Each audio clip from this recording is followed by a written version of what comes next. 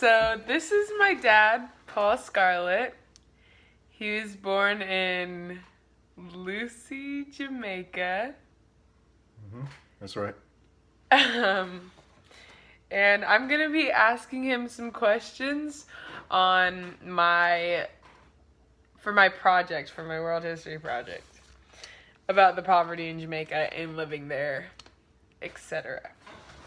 Okay, so some basic questions. Why did you move from Jamaica? Our parents wanted a better life for us, economically, educationally, and just have it be in a different environment, and felt it was important to um, migrate to Canada where there were more and better opportunities available to more people. So we went along for the ride. Do you feel like losing your accent has given you more opportunities? I don't believe it has. I think I'm looked at differently than when I had an accent, but the opportunities came as a result of hard work and being in the right place at the right time and being committed. Can you explain an average day as a child living in Jamaica? Well, it's similar to child living in the U.S., except the environment's different. So it's warm, it's tropical, and in some parts it's pretty poor. So a typical day when I was there was getting ready, getting up, doing chores, and then whether it's sweeping the yard or going to get water from the sort of main tap in the community, and then going to school and coming home and playing with friends and cousins and relatives, having dinner, doing homework, and going to bed. That was your average day during the week. Weekends were filled with playtime and hanging out with grandparents or family members and enjoying the countryside. How would you compare that to your life now? Well, certainly it's different now that I'm growing up, but the location, the place between Jamaica and Portland, it's a real big difference. It's a lot faster pace here, more developed, more amenities such as paved roads and water and electricity, which they have there, but it's not as in good condition. And fortunately, had some opportunities to have landed good jobs and now able to afford some basic, well, maybe not basic, some essentials that help our lives, such as a car and a house and ability to go to a good school, so forth. When you're poor, it's you're not able to do those things. Um, can you explain what your childhood home looked like? Sure. It was a board house, small. How big do you think? How big? Square footage wise? Yep. The house couldn't, might have been about 1,200 square feet, which is fairly small, with about two bedrooms, a kitchen, a little bit of a bathroom change area because we had outhouses when I was growing up, so we didn't have a bathroom and running water and toilets inside the house. It was outside, so it was real different. It's like what you'd probably do going camping in a what would be considered sort of a rough camping. That was my daily life. Um, how bad was the poverty when you were living in Jamaica? It was, well, the entire country is defined as a developing country, so not all parts of it and not all people are poor. But where I grew up, it's very poor, where you live off the land, farming, fishing. If you do have jobs, you have to travel to the city. Um, but it was pretty poor, as in not having a lot of extras. It was just the basics to take care of our home and the children, but nothing else. No car, no television, no luxuries. So you moved to a place where there is a lot less poverty? Or was where you moved, did it have less poverty, or did you move to a place where it was also very poor? No, I moved to a pretty affluent country and city, Toronto, Canada, which there is poorness everywhere, but certainly it's not a poor city. And we made ends meet somehow. Parents worked and provided the basics, food and shelter. But we were by no means rich or even medium income. We were still poor, but had the opportunities to go to school and kind of those basics. What obstacles did you have to face while living in Jamaica? Obstacles of being able to afford from day to day, just being able to have a meal and get around. And when I was there, because we didn't have a car, relied on what would be considered a sort of a transit, which ran in the morning and in the evening, the bus. And if you miss it, you're out of luck. So you'd be stuck unless you knew somebody that had a car and could get you somewhere. They didn't have a taxi system. It was just a bus called Morning Star. I remembered it well. And it would go from one big town to the next, and you stand on the roadside, you wave your hand, they stop for you, and you get on with everybody else and squeeze in and pull all your luggage and whatever you have on there, and then you request to stop, they stop, and then in the evening time to get back home, you hope you didn't miss it, and you stand on the roadside and wave it down, and that was transportation. Weren't there people like hanging off the side? Yeah, however people want to fit in or hang on, that was how you got around. It was pretty inexpensive, but that was because it was very limited. And similar with refrigeration, we didn't have a fridge, so we had to stand on the side of the road to get ice that would come through. I don't think it was daily. Once in a while, you have to make sure you don't miss the ice truck schedule. You fan it down, you get a big block of ice, and you'd keep it cool with banana leaves or big crocheted bags so it wouldn't melt very fast. Or if you had some kind of chest, they call it, kind of a freezer, you put it in there, but it wasn't plugged in, so I'm not sure how it lasted. What was it like to have younger siblings while living in Jamaica? Was it harder?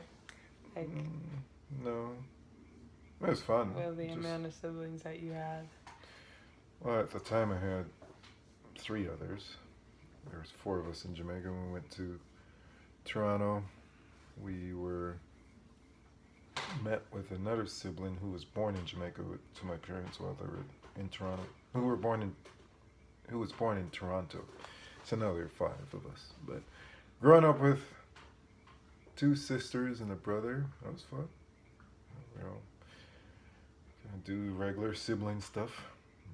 We hang out, fight, laugh, dance, whatever it was.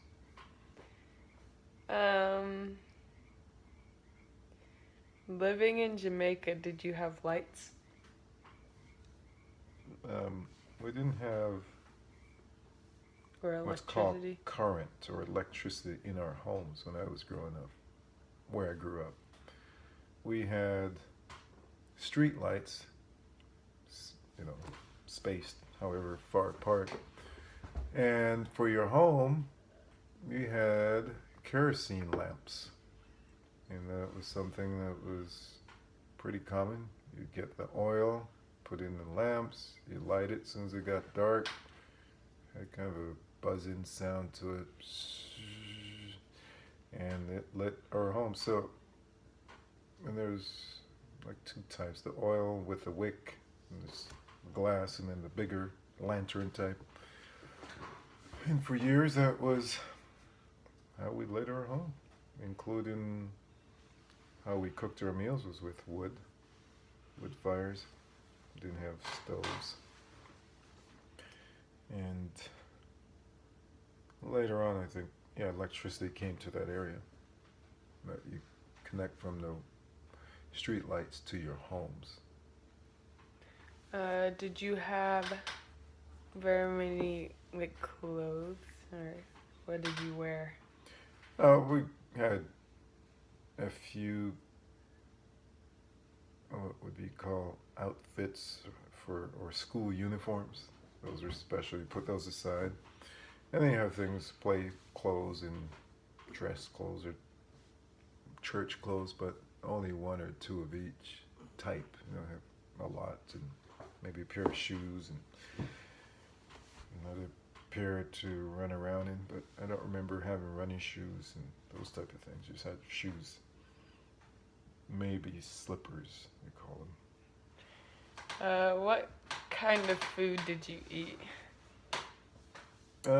Everything that was put in front of me. Fish, chicken, beef, mutton, which is goat. A lot of fish because we grew up by the sea. A lot of starch, yams and dumplings, which is more carbohydrates, which is flour kneaded with some water and cooked or fried. Bananas, a lot of fruit, plantains, a lot of vegetables, equivalent of what would be spinach. I can't remember the name of it, but we had a lot of good balanced meals. Porridge was big, because we didn't have cereal growing up. Eggs, bread,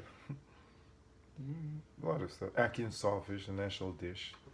So a lot of different types of food. And parents and family members like to cook, so we would eat plentiful. Good. What was your school like? It's very basic. We had no air conditioner, no lights, no electricity. So everything was very natural with windows open. We had a chalkboard. It was a very strict school in terms of discipline because they could spank you or use the strap on you if you get something wrong. But we would have to line up every morning and they checked to make sure your hair was combed, your uniform was straight, and shoes were good. And you go into these little rooms and throughout the day, and then there's recess and there's lunch and hot meals. But it's kind of like any other kind of experience when you're young. It seemed okay. What happened if your hair wasn't combed? You could get in trouble with a lash in, or they try to comb it, and of course it hurts if it's not moistened first. Sort of a British rule, so a lot of just old ways of getting people in order, doing stuff that sends a message, which is sometimes a lot of strict stuff. Wasn't like didn't Britain control Jamaica? Is that? No, that's correct. So, the islands, Jamaica and many others were part of the monarchy of England. Essentially means they owned the country. In 1962, August 6th, something like that, Jamaica got its independence from England, which means it could fly its own flag, set up its own government, run its own country. And they're still part of a commonwealth, which means the British still have some influence over them. what effects did Britain have on Jamaica? Like, what would you say? Well, emphasis on education is big. Orderly conduct through the school system, the police, sort of almost like a corporal punishment type place. The influence of dress and religion in some aspects of it, Church of God and Episcopalian or Anglican Church. Those are some of the influences. The parliamentary system, the government system. If I'm not mistaken, I think some of the court systems still had the judges wearing wigs, which is very English. There's also the hierarchical system that's unfortunate, that was kind of passed down, where the rich had the power, who were very few, and a lot of people in very important positions were either white or light-skinned blacks. And so there's still some residuals from when the country was enslaved and in ownership by England, because Jamaica was also a slave country. I see. Yep. Is there anything you'd like to add? Yeah, Jamaica is nice, man. Very nice. You can dance, you can sing, you can eat, you can swim, and everybody's joyous. And they have a saying that say, "No worries, man, just easy," because it's easy going. But don't mess with somebody's food. And they're very loving people. They'll take you in, give you their last bite off their plate, even though they're hungry, just because part of the culture is that out of many, one people. That's a coat of arms. That's part of Jamaica's nationality, which means you've got a variety of people, everything from blacks, white, Chinese, but you're one people, so we take care of each other. And the representation is, and the color of the flag is yellow or gold for sun and green for the natural, and black for earth or the people. It's all connected. So very spiritual, very principled country. Jamaica and its reggae and its athletics and sprinting and being fast and having pride. It's all part of the country's value system. And out of that, I have appreciated the things that I've been blessed with and hopefully passed on to you and your siblings. Right. Yes, Perfect. Okay. So that was my interview. Hope you enjoyed.